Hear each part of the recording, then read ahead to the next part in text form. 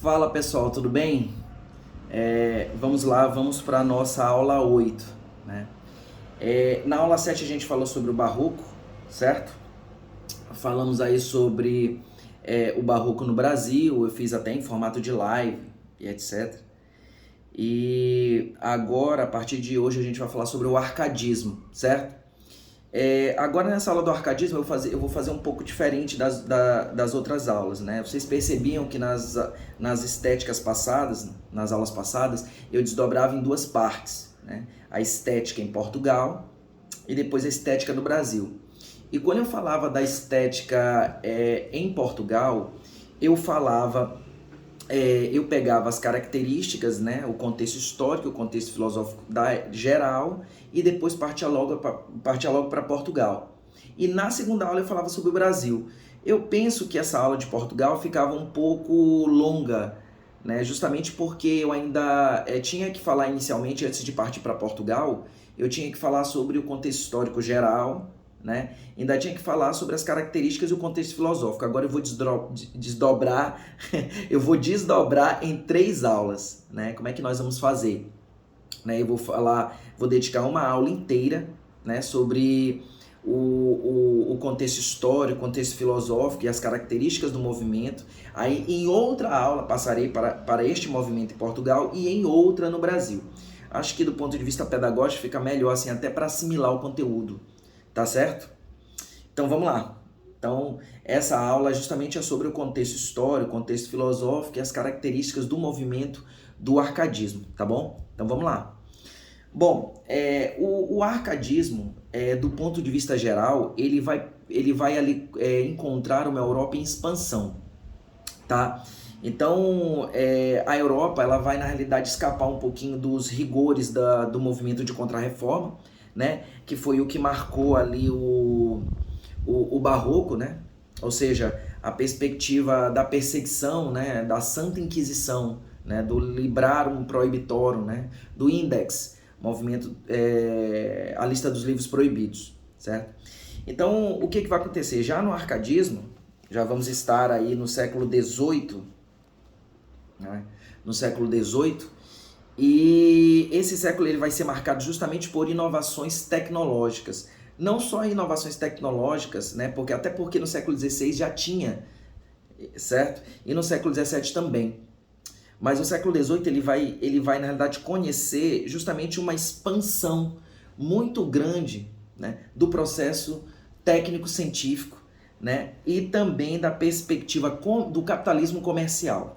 Tá? Então, claro que a consagração do sistema capitalista, que é o capitalismo industrial, vai ser justamente ali no século XIX, como vamos ver mais à frente, né, no final do romantismo e no início do realismo, naturalismo. Mas essa consolidação, né, justamente com a ascensão de filosofias políticas, a exemplo do próprio liberalismo econômico, certo? E também do liberalismo político, a gente vai ver que esse sistema capitalista, né, ou seja, a ascensão da propriedade privada, ela vai se cristalizar com mais força já no século XVIII. Né? O sistema do absolutismo monárquico ele vai arrefecer, né? Pelo menos aquele absolutismo monárquico que justificava, né, a presença do imperador com base na ideia de que ele era, vamos colocar da seguinte forma, um representante de Deus na Terra, né? Agora teremos novas fundamentações para a presença aí do imperador, né, a exemplo da filosofia contratualista. E vai surgir também, né, um novo sistema de governo chamado despotismo esclarecido, né? O despotismo esclarecido, como a própria expressão fala, esclarecido, né? Vai fundamentar o poder, né, do soberano com base na razão e não mais com base numa metafísica cristã. Então a gente pode fundamentar aí algumas características do próprio despotismo esclarecido, né, citando alguns aspectos, a exemplo da valorização da educação científica, né, o combate ao analfabetismo. Então a gente já vai ver aí uma maior expansão das letras literárias, certo? Que antes, até então, ficava ali mais restrito às classes da nobreza e do clero, certo? Essa consolidação da expansão da leitura e do conhecimento vai alcançar ali de fato com a vitória total da burguesia, que vai ser justamente ali no romantismo, certo? Até terei que explicar lá nessa aula que alguns gêneros literários vão surgir justamente para atender essa demanda intelectual da classe burguesa, exemplo dos gêneros narrativos modernos. A gente vai explicar isso lá, né? Bom, mas os déspotas esclarecidos, eles tinham como grande perspectiva o incentivo, né, à educação científica, certo? O combate ao analfabetismo, o estímulo à manufatura, a perspectiva do comércio, como eu já disse, e também uma perspectiva de um desenvolvimento econômico, né? Esse despotismo esclarecido, ele vai marcar a Europa, principalmente marcar Portugal, através de um governante lá, que era aliado de Dom José I, era ministro de Dom José I, que vai ser o Marquês de Pombal, certo? E o que vai acontecer? Essas transformações políticas, elas na realidade vão acarretar também transformações de natureza social. Se você perceber, essa época do século XVIII vai ser uma época de intensos fluxos migratórios, né? Em termos mais simples, nós vamos perceber aí a presença de um êxodo rural muito grande, como agora a Europa estava percebendo que a riqueza ela residia justamente na força de trabalho e não mais na terra, né? Como preconizava o pensamento econômico de Quesnay, lá na França, os chamados fisiocratas, né? Entendiam que ali a terra era o princípio da riqueza, né? Então, nós vamos ver ali no século XVIII, a partir justamente lá da Inglaterra, uma perspectiva da chamada Revolução Industrial, em que nós vamos perceber que a grande natureza da riqueza estava justamente na força de trabalho, né? Na força de trabalho. Então, com base nessa perspectiva, muitas pessoas, em busca de melhores condições de vida, o que elas vão fazer? Elas vão sair do campo, né? E vão migrar para a cidade. Como consequência desse movimento, né, demográfico, desse fluxo migratório, vamos perceber o que? As capitais, né, com alto índice populacional, e consequência desse alto índice populacional justamente o que? O princípio, né, ali da formação de bairros periféricos que vão se consolidar ali no final do século XIX, certo? E também o aumento da violência. De fato, as capitais europeias estavam ali vivendo um inchaço populacional, certo? Devido a essa nova mudança de postura, bem como mudança de ideologia econômica e política.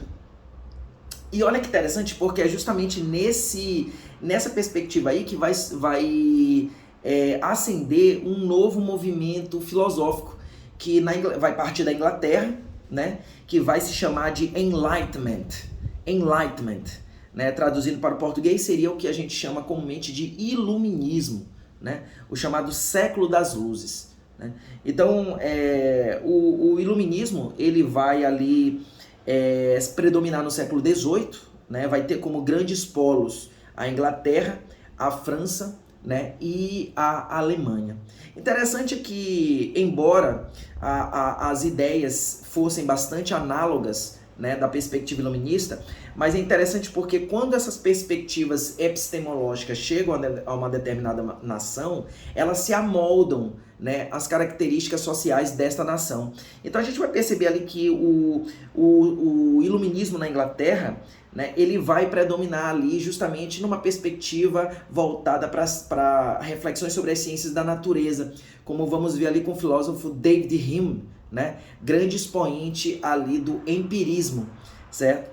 Assim, quando esse mesmo iluminismo chega na França, né? Esse iluminismo ele já vai ter uma natureza de uma discussão mais de filosofia política, justamente no intuito de sepultar, né? De sedimentar de uma vez por todas aquela estrutura arcaica do absolutismo monárquico, né? Que foi ali derrubado na Revolução Francesa, mas que ainda, digamos assim, acendia algumas perspectivas ali, né? Principalmente ali com Napoleão Bonaparte, certo? E no caso da Alemanha, nós vamos ter ali uma reflexão bem interessante do iluminismo do ponto de vista deontológico, ou seja, acerca da perspectiva do dever ser, né? E aí eu citaria aí nessa perspectiva, na França, né, do ponto de vista da filosofia política, né, na França vamos ter aí Voltaire, né? Vamos ter Voltaire.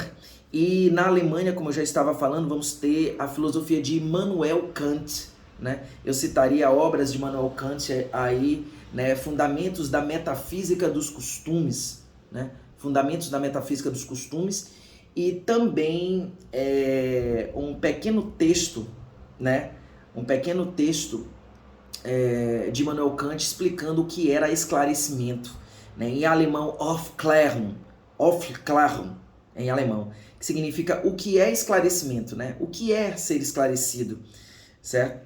Em que brilhantemente o Immanuel Kant ali ele vai refletir sobre a chamada maioridade e menoridade, né? Isso não do ponto de vista etário, da idade, do tempo de vida da pessoa na Terra, mas sim do ponto de vista intelectual, né? Se a pessoa propriamente ela é capaz de refletir e de criar suas próprias ideias, né? Ou se ela depende de um tutor para ficar dizendo quais são as ideias que ela deve ter, principalmente do ponto de vista político, certo?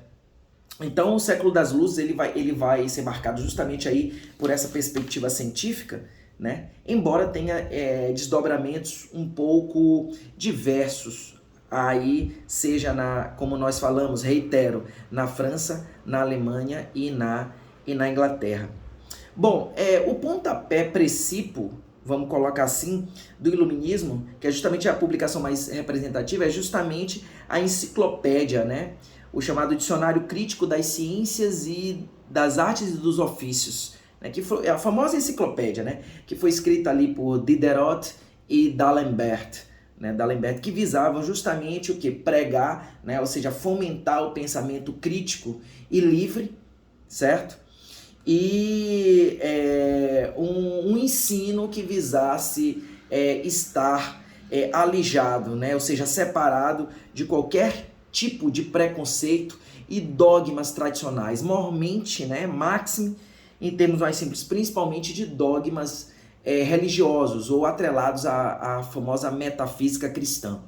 Então, de fato, eram tempos em que as explicações de natureza religiosa estavam sendo postas em xeque, certo?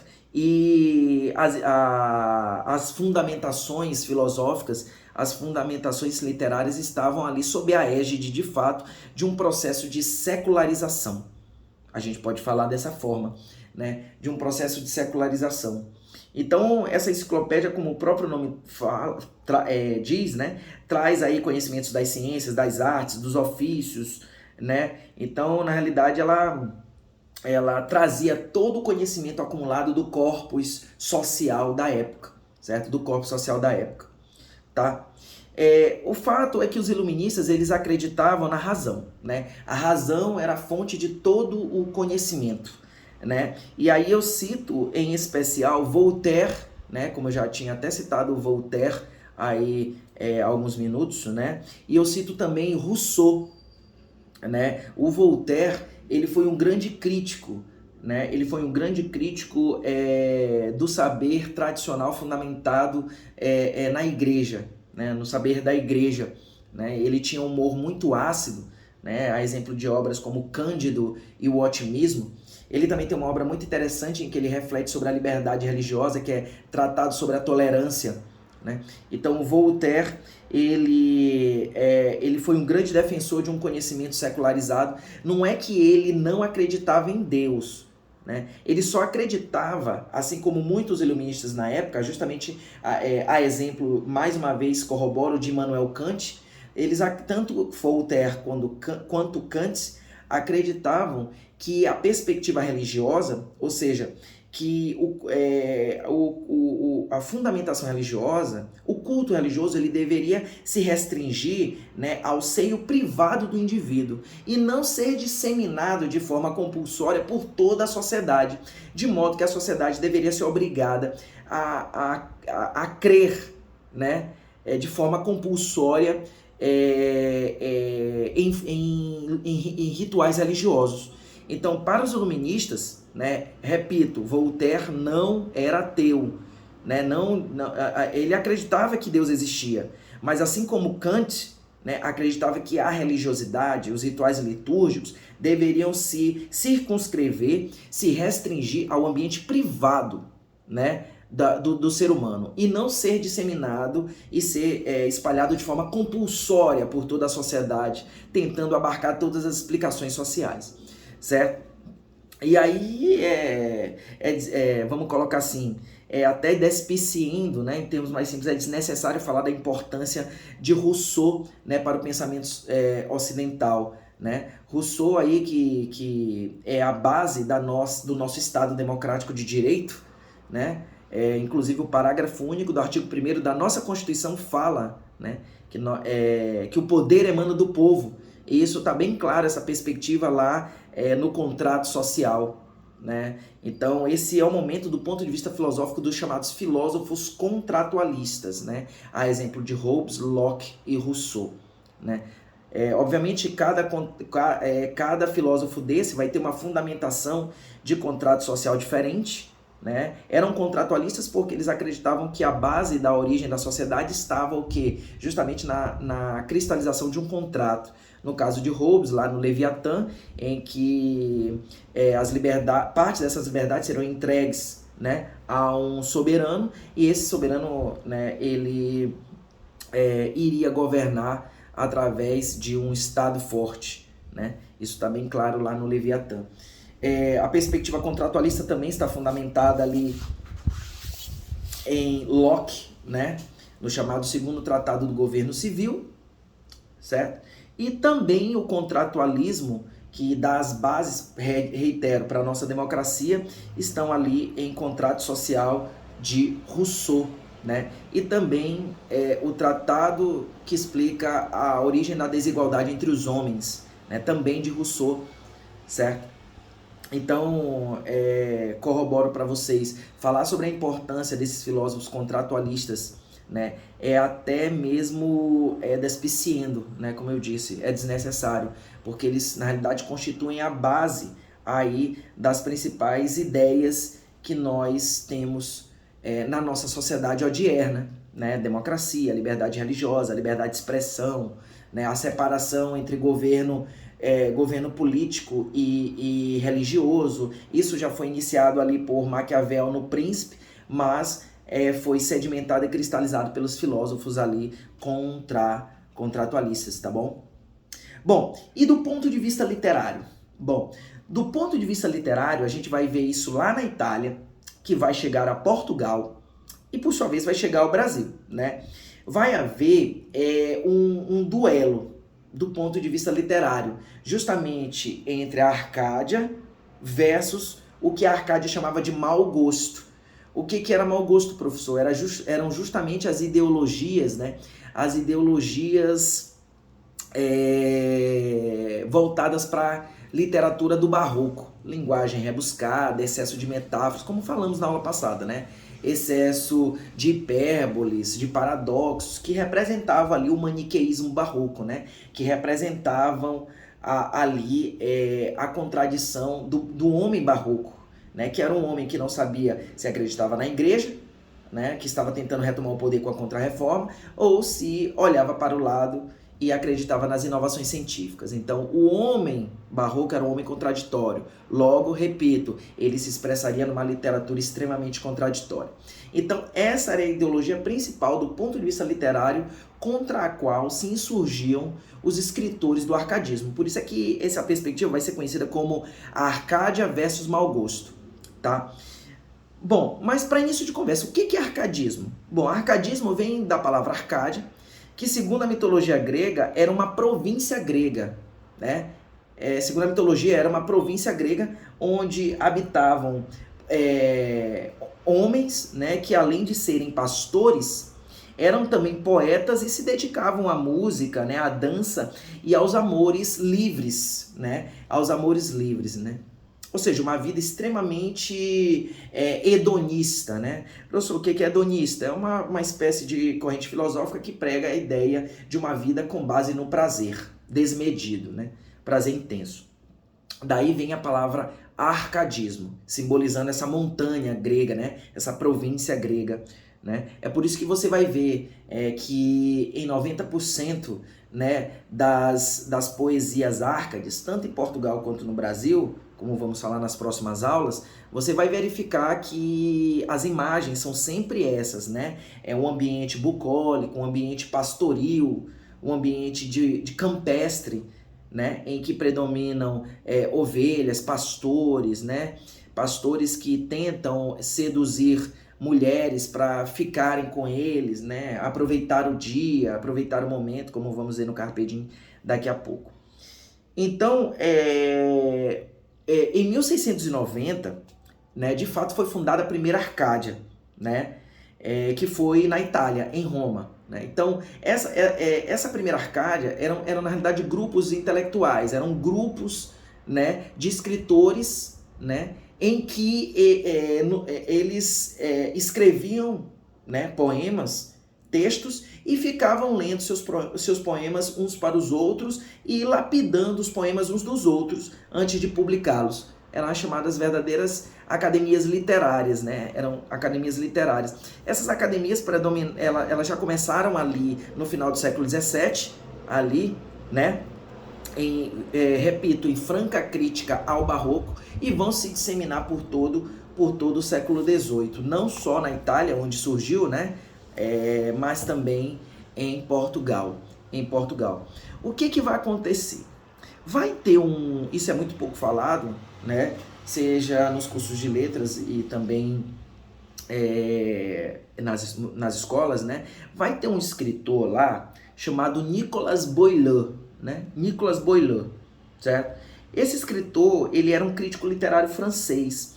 E lá no século XVII, né, ali no final do século XVII, já no século XVIII, ele vai escrever um livro chamado Arte Poética, né, muito parecido, retomando ali a poética de Aristóteles, no sentido de tentar ensinar quais seriam as regras, né, quais seriam as regras da boa poesia, no caso de uma poesia sóbria, numa poesia que não se dava aos excessos formais, a uma linguagem rebuscada, uma poesia que fosse simples, sóbria, objetiva e que desse para todos compreender o que estava sendo escrito.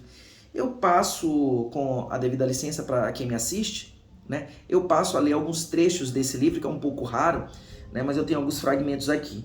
Ele vai dizer assim na última estrofe, né? Ó que a verdade ignora fingimentos, e um sábio amigo, duro, rigoroso, não dispensa os mais leves pensamentos, com vossos erros nunca foi piedoso.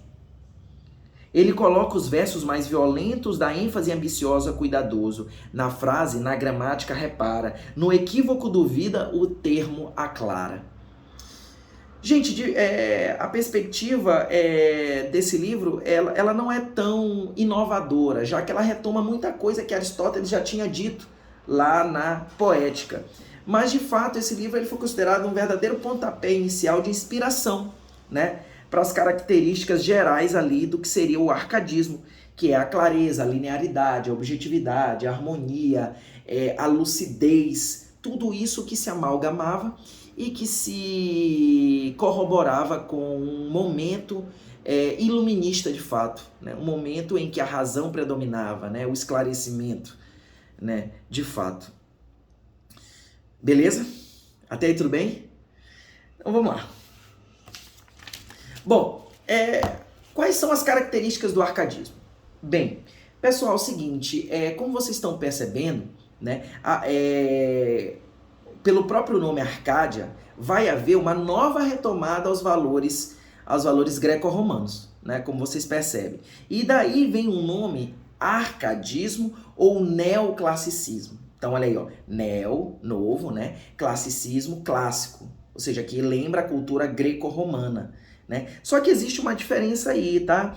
Quando se fala em neoclassicismo, a gente se restringe mais à perspectiva das artes plásticas, né? A exemplo daquelas artes plásticas pictóricas que predominavam nas cortes à época, principalmente na corte francesa, ornamentada, a exemplo do rococó, né? Quando a gente fala em arcadismo, aí sim a gente lembra especificamente da arte literária, que é aquela literatura bucólica, aquela literatura baseada nas chamadas máximas horacianas, das quais eu vou falar agora, certo? Só para que fique bem esclarecida essa diferença, porque alguns professores tendem, né, a colocar como sinônimo neoclassicismo e arcadismo, sendo que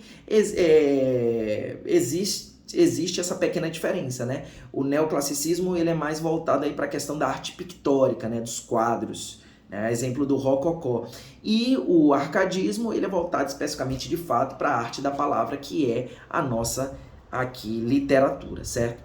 Então vocês vão perceber, né, que a ideia de bem escrever ela vai se originar ali das Arcádias, né? Das Arcádias, que eram verdadeiros grupos literários ali que surgiram na Itália e se disseminaram em Portugal. E vai ser uma literatura, pessoal, que vai ter um caráter de impessoalidade, vai ter um caráter de voltado para o amor carnal. Você vai ver sempre a figura de um pastor, né, tentando seduzir uma mulher para que eles fiquem juntos ali no campo, naquela vida tranquila, né? Vai ter uma ênfase também no antropocentrismo, né, e no materialismo, até porque, como eu disse, a ênfase era na filosofia, era numa filosofia política e econômica com base ali na propriedade privada. A exemplo de Adam Smith, né, com a riqueza das nações e demais representantes ali do liberalismo clássico, né, a exemplo também de David Ricardo, a exemplo de Malthus, né, os chamados liberais clássicos ali do século XVIII, em especial Adam Smith, né, com a riqueza das nações e um pequeno opúsculo chamado a Mão Invisível, né, que era aquela ideologia do ponto de vista da história do pensamento econômico, em que o Estado não deveria intervir na economia. É o chamado em francês, né, laissez-faire, laissez-passer, né? Deixa fazer, deixa acontecer, ou seja, deixa o fluxo do mercado seguir as suas próprias, palmilhar suas próprias veredas, né, sem intervenção do Estado, a chamada teoria da mão invisível. Então, por isso é que, devido a todo esse contexto econômico, filosófico, político, é que a literatura do século XVIII, a literatura Arcade, ela vai ter essa perspectiva, né, de liberdade, né, de impessoalidade, de razão, né? Agora, é bom lembrar também que esses escritores do arcadismo, eles, na realidade, adotavam ali uma perspectiva de, vamos colocar assim, de temática literária. Então, os ambientes ali eram ambientes, vamos colocar assim, campestres, né? Eram ambientes campestres ali, que pregavam a vida simples, mas eles eram burgueses, né? Eles eram sectários da burguesia. E mais ou menos ali o que eu expliquei, perdão, na primeira aula. Não sei se vocês lembram que eu falei de fingimento poético lá com Fernando Pessoa, né? Então, esses poetas, eles vão assumir verdadeiros, vamos colocar assim, eles vão assumir verdadeiros nomes de pastores, né? Pseudônimos de pastores. E por isso a poesia Arcade ela vai, na realidade, ser acusada muito de ser uma poesia clichê, né? Então haverá verdadeira assunção por parte desses escritores de personas poéticas, né? Eles vão assumir, em termos mais simples, verdadeiras personas poéticas, né? No Brasil, no caso, Cláudio Manuel da Costa vai ser Gloucester Saturnio, né? Tomás Antônio Gonzaga vai ser Dirceu, como vamos ver, né? O Manuel do Bocage, Manuel Maria Barbosa do Bocage, como vamos ver na próxima aula em Arcadismo em Portugal, vai ser Almano Sadino. Então eles vão ali assumir verdadeiras personalidades de pastores gregos, certo? De pastores gregos, certo? E o fato é que alguns clichês chamados de máximas horacianas, né, serão ali assumidos, né? Serão assumidos como regras poéticas por esses escritores, né? Vamos citá-las aqui, as chamadas máximas horacianas. Fugere urbem. Fugere urbem, em latim, traduzindo, né, para o português, seria fuga da cidade.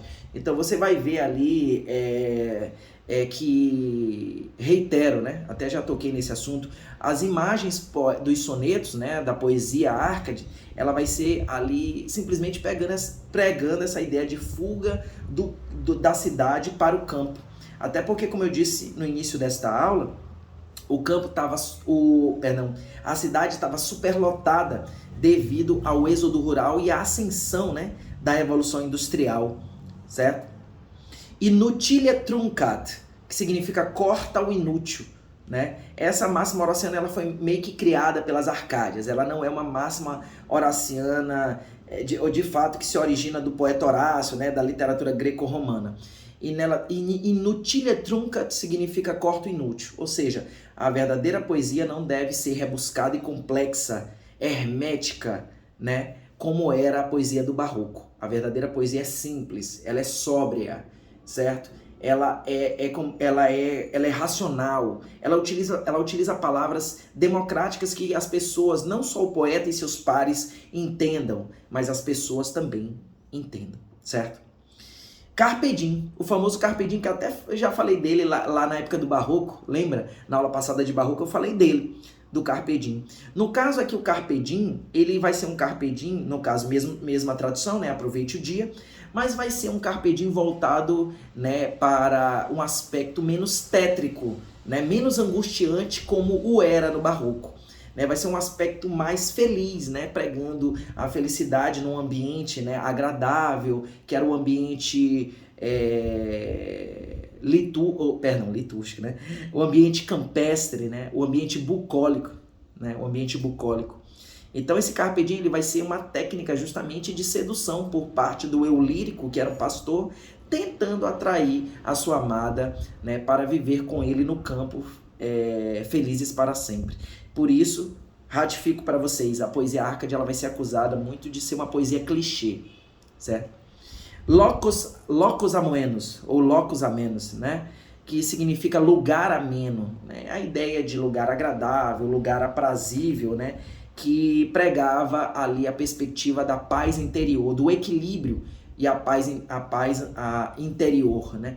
Basicamente ali é a perspectiva da ataraxia, né, grega, da ataraxia, né, a chamada imperturbabilidade da alma, imperturbabilidade da alma ali da filosofia grega, né, da filosofia grega, do estoicismo, né. E finalmente a Aurea Mediocritas, né, que traduzindo numa literalidade seria a ideia de equilíbrio de ouro, né, equilíbrio de ouro, mediócritas no sentido de miserabilidade, mas não miserabilidade, pobreza.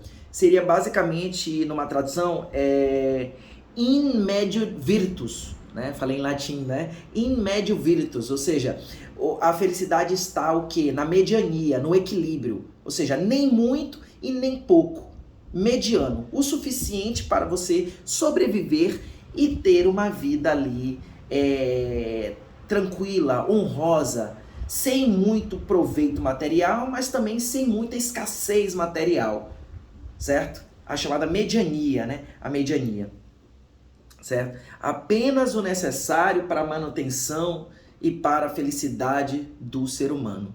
Essa seria a ideia, certo? Até aí tudo bem, pessoal? Bom, essa foi a nossa aula de hoje, né? Eu vou ficando por aqui nas características do arcadismo. Na próxima aula a gente vai falar de arcadismo em Portugal, tá bom? Mas antes de finalizar a aula, eu vou aqui retomar o que nós falamos, certo? Nós falamos sobre o contexto histórico geral do arcadismo, enfatizei o novo sistema do despotismo esclarecido, falamos aí sobre o século das luzes, que no caso é o iluminismo, falei aí da diferenciação, né, do iluminismo na Inglaterra, na França e na Alemanha, falamos sobre o surgimento do arcadismo, das chamadas academias literárias, né, as Arcádias na Itália. Falei também, né, de Boileau com a sua arte poética, que simbolizaria ali o pontapé inicial das regras do arcadismo. E finalmente falamos sobre as características do arcadismo que se desdobra nas chamadas máximas horacianas. Fugiere urbem, inutilia truncat, locus amoenus, carpe diem e aurea mediocritas, certo? Bom, eu vou ficando por aqui, certo? Até a próxima aula. Fiquem com Deus. Efusivo abraço. Tchau, queridos e queridas.